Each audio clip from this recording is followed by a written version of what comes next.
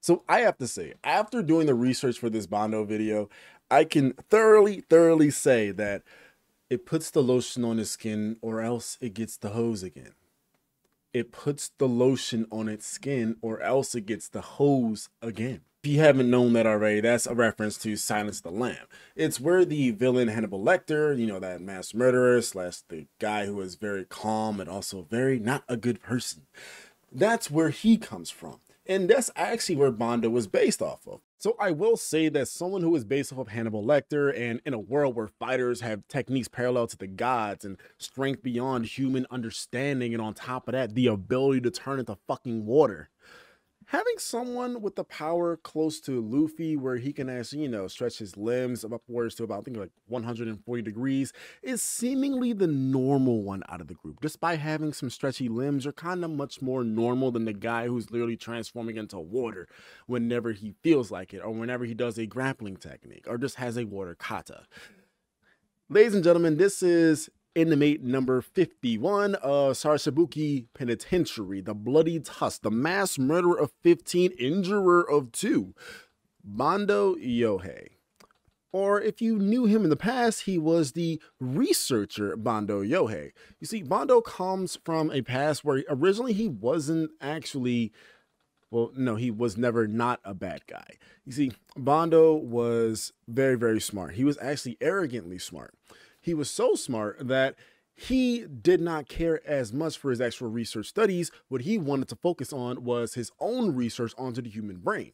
And that's actually what led to his downfall. You see, what we're going to look at today is Bondo's character and how exactly he came to be the way that he is. So we're going to cover, of course, his backstory, fighting style. He doesn't actually have a fighting style. His backstory, how he fits into the story, and everything like that. So with that being said, don't forget to like the video, subscribe if you're new, and comment down below who you want to see next or your initial thoughts on Bondo.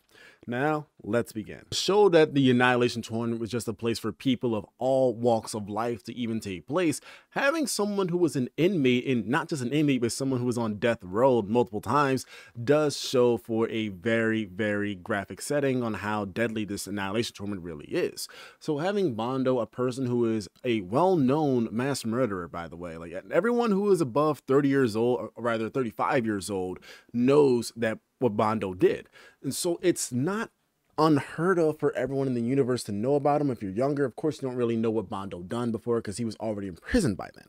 But having an inmate taking part in the Annihilation Tournament shows that anyone can technically get in. So long as you're a good fighter, you can get into the tournament. Hell, even you could have gotten into the tournament, but you were sitting down on the couch eating chips. So for someone fitting his background, Sandro originally wanted Bondo to be someone with a very scary face, showing that of course with a murderer. But instead he opted for someone who looked a lot more like Anthony Hopkins, the man who played Lecter in Silence of the Lamb, and he gave him that normal old man-esque face. And this is actually a direct reference to a case in what was it called? In Detective Conan. Now, the library murder mystery case is where the head of the library, what's his name? Sunji Sukawa, the head of the library, was involved with an inside drug trafficking.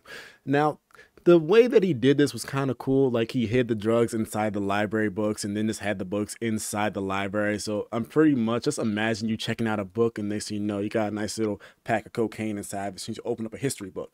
That sounds like a pretty good book to me. But that aside, he was still a bad person, and when he killed his colleague, of course, that's when the whole murderer aspect kicked in. And so they tried looking for, who was the murderer. They did not suspect the head of the library, though, because he looked like a harmless old man. That is exactly where Bondo comes in. So Bondo doesn't actually look that imposing. Like, if you look at his picture from where he looked beforehand back when he was younger, he looks like just a regular nerdy kid. And as he got older, he looks like just a regular old man who works a 9-to-5 and hates his life. The main takeaway here is that Bondo does not have an imposing face, but outside of that, he does carry himself in a very eloquent or elegant manner. All right, so let's go ahead to his backstory. So, about 25 years ago, before the events in Ashura, Bando was an elite medical student over at Taito University.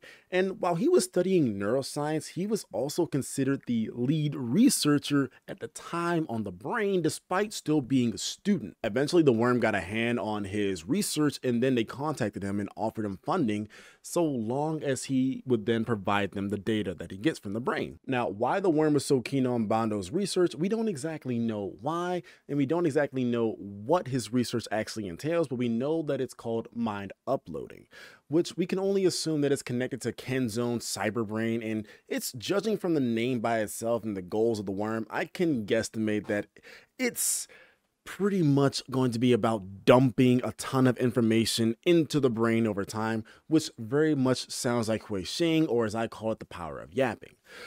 So this is basically the worm trying to figure out how they can implement the power of yapping onto these other brains that they're creating, thanks to Kenzo's research as well. So we don't exactly know why, but Bando later then raided Yakuza offices for 3 years straight. Yeah. So ever since like the worm cut funding for him, this man started raiding Yakuza offices for 3 years straight. He killed 17 people, injured 5 of them, and we don't know what his exact motive was for it, but what we do know is that he's not the type to kill just for the sake of killing. I mean, if that were the case, he would have easily have killed more than just 17 people, or more than hurting just the other 5 people. He could have hurt a lot more, but he didn't do it. My only assumption with that is because he was taking them out so he can get his money, so he can fund his research, because the worm is no longer funding him. That's just my assumption on the matter. But really, the only reason he fought in the tournament was because he left his research half-assed. Like, sorry, not half-assed. He left it half-finished.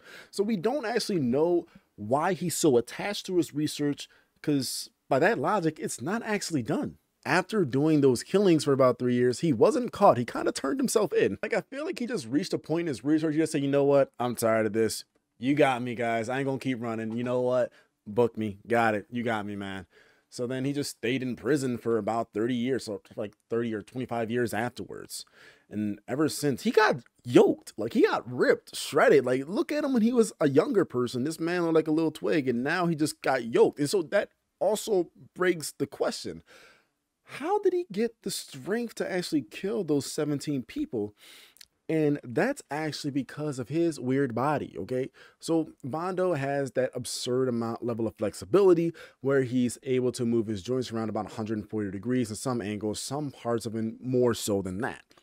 And with that, he's able to lift up his arm and then slam it down like a makeshift whip that is strong enough to create cracks into the ground later in Ashura. We don't know how strong it was back in the day, but we do know, of course, that it would have been strong enough to kill a regular person. And so what is important to note is that when Bando was killing people in the past, no one could really tell exactly what happened. When Hatsumi was doing research on it, all of the people who were the survivors and talked about it said that they couldn't even tell exactly how they died. All they saw was people's heads exploding. So this is just a theory of mine, but Bando, even when he was just his skinny self, he was able to still reach his limbs back, dislocating his shoulder, like stretching out his joints as much as possible, then slamming them down so fast onto a person's head that it causes their head to explode. Of course, this is going to have a little bit of, not even a little bit, a lot of anime logic into it, but that's just the nature of how it goes. There are some records of people who have absurd amount of joint mobility, but to the level that Bando has, that's pretty fairy tale, to say the least. So when it comes to being an actual fighter, Bando doesn't have any kind of actual fighting experience. He has killing experience. And that is all he needed to showcase his strength in order to get into the Annihilation tournament. When they were trying to choose a person to represent them, the penitentiary had to choose between Bando and the cultist. Now, the cultist was actually a pretty weird looking guy. Like, this man, he wasn't part of the same cult that Hanafusa laid out, but he was part of a completely different cult. He was solely intent on purging people for being non-believers. Whereas Bando, who is not even a believer himself, he was just someone who wanted to finish his research. Now, his fight with the cultists, along with his match with Hanafusa, gives us an idea on what Bando's personality is. When he was against the cultists, he mentioned that he's not really a hedonic murderer. Me and reading is terrible, bro. In fact, when he was fighting Hanafusa, before you realize who Hanafusa was actually capable of, he was feeling bad about having to kill that kid, quote unquote. So going back to his fight with the fanatic, Bando calls himself a piece of shit, which kind of shows us that even though he's just out here trying to finish his research, he doesn't feel like he's actually a good person himself. He knows he's doing the bad things. He knows that he's, a piece of shit, but he doesn't care. He has devoted his life to research, and that's all that he wants to do with his life. So on, so be it. You'll never finish it, kid. Anyways, let's go on to the actual fights that take place into the Annihilation Tournament, starting off, of course, with his fight with Hanafusa. So his match with Hanafusa was a very David versus Goliath style match, where Hanafusa, of course, is going to be David here, and his slingshot in this example is going to be his bone swords. And so when he was trying to impale Bando multiple times, or rather hitting his pressure point, he was hitting his pressure point and realizing that Bando wasn't actually stopping his movements. It wasn't actually until Hanafusa went for Bando's neck, and then Bando hit that little neck twist, like he kind of moved his whole cervical spine. It just bent his neck backwards, dodging the attack and thus breaking Hanafusa's fingers. And that's when he realized that, oh wait, you got some weird joint motion, don't you? Then Bando showcases that he does have that 140-degree lateral joint range of motion. Now, this actually is why he was able to survive all those different trials for death row. That is, of course, in Japan, the only way to actually execute death row is death by hanging. And so with that, that's actually why Hanafusa was put into the Annihilation Tournament, and that's actually why he was forced to go against Bando initially. You see, the government wanted to get rid of Bando immediately, and in order for them to do that without, proper protocol, was to have him take place in the Annihilation Tournament and then send in Hanafusa to be his quote-unquote opponent that kills him, or rather has an accident, an oopsie, if you would. And so by having Hanafusa being the one that does this, it actually becomes a lot more successful than we would have planned for. So during the match, Hanafusa uses bone blades and he starts impaling Bando multiple times, and it gets to a point where he just says, you know what, I don't even care about the outcome anymore, I'm just having fun. And Bando, hearing this, is thinking like, okay, this guy is just crazy, I'm just gonna go kill him now. So he snaps his neck, and after snapping his neck, thus killing Hanafusa properly, of course, properly killing him, because when you snap someone's neck in half like a twig, you think they're dead. Anyways, that's when Hanafusa pulled the good old Uno reverse card, because this man is a walking pathogen. He is a walking bomb. He is a walking disease. So just by having these different diseases placed inside of his blood and then impaling Bando, thus allowing those diseases to go into Bando's bloodstream, that then is what kills Bando. We thought. Originally, Bando was supposed to die after his match with Hanafusa, but Furumi, Furumi, yeah, the guy from my Waka video, yeah, Waka's employer, he is the one that actually provided treatment for Bando in between the first match and the second match with Hatsumi. And the reason for this is because he didn't see a problem with it. To him, every single person who comes to him wanting some medical advice or medical help is just a customer. And of course, he wants to be a good businessman and help out this customer who's on death row and is an inmate and should be dead. But, this is, of course, King Ganasha, so everyone's not following moral ethics here. Anyways, once it's discovered that Bando was still alive, Hanafusa shook. Hanafusa's employer even more shook, because his employer, Daizan, was actually friends with Bando back when they were in university. And so being tasked to help out the murder of someone who was once your best friend, or rather, not best friend, but a friend, kind of gets to you to an extent. And so he's trying to figure out, why are you not dead yet? How are you alive? What are you doing here? And that's when he started pulling out his blade towards Furumi. And fun fact, by the way, the reason that Daizan actually carries around that blade is because he has it in case he ever needs to commit harakiri. I don't know why that's a thing, but that's a thing. Anyways, after this, Bando then enters the arena just like the Undertaker did when he died for the second time. And he waxed Hatsumi's shit. This is when he went back to where he was back when he was just a mass murderer and was just going around using his limbs, dislocating his joints, his elbows, shoulders, and slamming down onto the ground hard enough to even shake the concrete ground, by the way. Like, people who were not actually like martial artists or able to see what was happening onto the field were thinking that the field was being bombed. Like, bro, they thought it was a terrorist attack because every single spot that Hatsumi was standing on was just exploding left and right as Hatsumi was trying to get an idea on Bando's range for his attack. Bando was essentially just flailing his arms around like Luffy does whenever he uses Jet Gatling, except in more of an AoE effect where it's all around him. So having his eyesight almost taken out by Hatsumi kind of hindered him for a second, but it overall didn't really stop his onslaught, because once Hatsumi even got nipped a bit by it by a little bit, he almost went face first into the ground, and had he not pulled out the good old limp card, then he wouldn't be among us anymore. As the match progressed, Bando started to get a bit more confident and was more so just toying with Hatsumi, slowly wheeling him down because he knew that eventually Hatsumi was going to get hit eventually. Like, he can only dodge but for so long. He can't dodge forever. So he was just going to keep flailing his arms, keep moving around because he knew eventually he was going to hit him. And that would have been the case had Hatsumi not have already planned around this, thus getting him into a joint lock, snapping his arm, breaking it, and then getting him with the 100 meetings throw, ending the match. Now, when this ended the match, it didn't actually kill Bando, despite, you know, this man having his head shoved into the ground. Of course, his intense flexibility allowed him to survive the shock. And his skull kind of like retreated in almost like a turtle. Like, bro, his body is weird, but we already knew that. And so he gives us a bit more information about himself, where he tells Hatsumi, like, yeah, man, that was actually so much fun, man. I can't believe it. I actually felt like a fighter, man. Hey, Hatsumi, can we fight again? And Hatsumi's looking at him like, fuck no.